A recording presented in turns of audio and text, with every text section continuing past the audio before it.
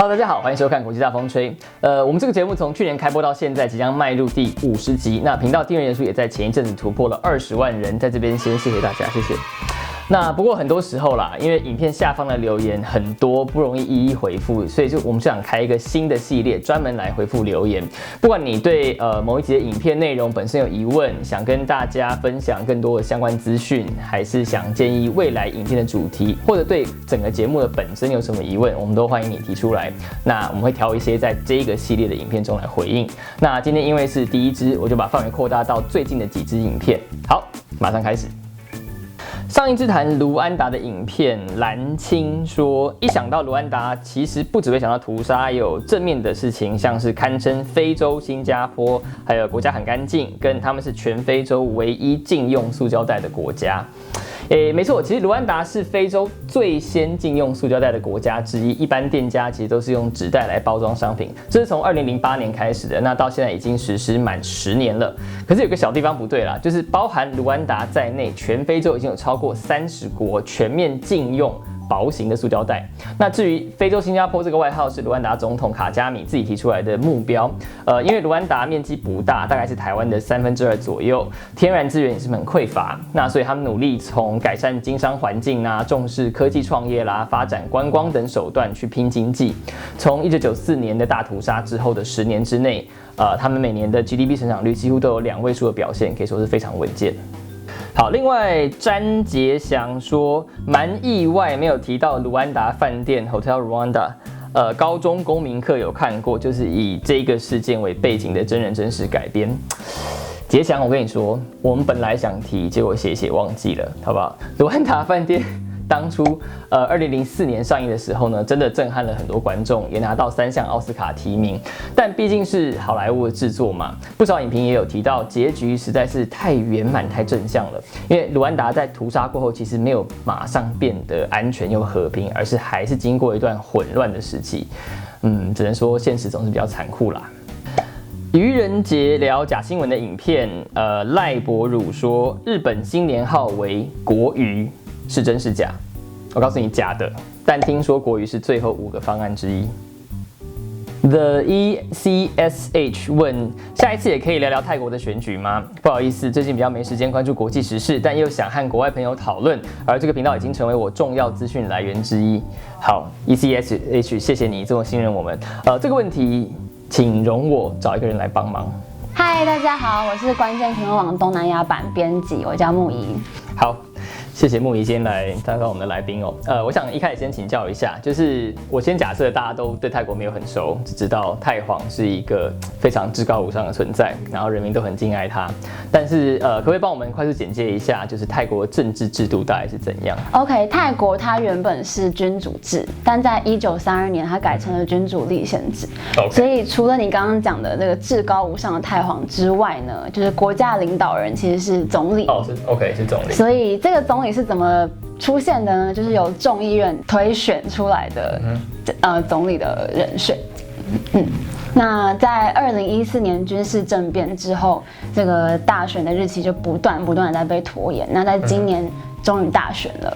OK， 那这样大应该是一件好事。对，但是照理说这是一件好事，但是其实在2017年的4月的时候，泰王哇吉拉隆功他签署了一个新的宪法。OK， 那就让这个泰国的选制有了全新的面貌。所以就等于他在明知道大选的时候，还是突然选前先修宪。对 ，OK， 那他做了什么事情 ？OK， 这次大选呢，除了要推选新的总理之外，一个很大的就是重头戏，就是要选出众议院的500个席次。OK， 因为在现在的制度之下，应该等于国会是。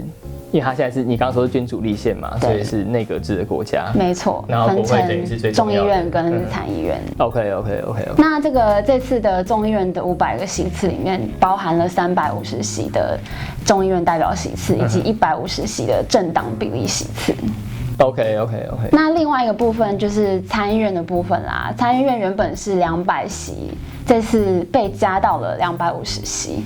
重点是，全部改由这个军人指定，由军方指定，所以现在是军政府，然后他想要重新选一个大选来，好像比较民主化一点。对，但是他又多加一个规则，叫做这些席次是我先指定好，这个不是选的。没错， Okay. 所以就是变成说，原本由众议院要选出来的这个总理的这个程序，现在变成参众两院共同选出。OK。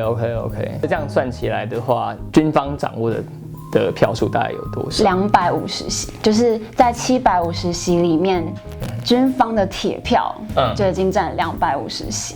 OK， 哇，那这样听起来，军方好像已经是胜券在握。没错。好，记得你之前跟我讲过，就是这次大选虽然是3月24号，但是其实到现在4月中了，结果都还没有确定。对，那接下来情况会怎么发展？现在民主阵营跟军政府的表现其实非常的接近，然后到底是哪一方可能会胜出呢？其实众说纷纭。OK， 所以还在开票中。Okay. 所以正式的结果会在5月9号这一天来公布。但是那也快啦。但是这个日期到底会不会如同大选的日期一样不断的拖延呢？可能我们就要继续看下去。懂。好，谢谢。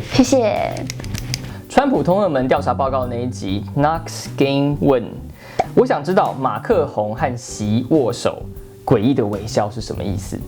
我知道你是说这一张照片对不对？这是习近平3月24号访问法国期间路透社记者拍到的画面。马克宏好像在暗示什么，但是到底什么意思，我们可能要问他。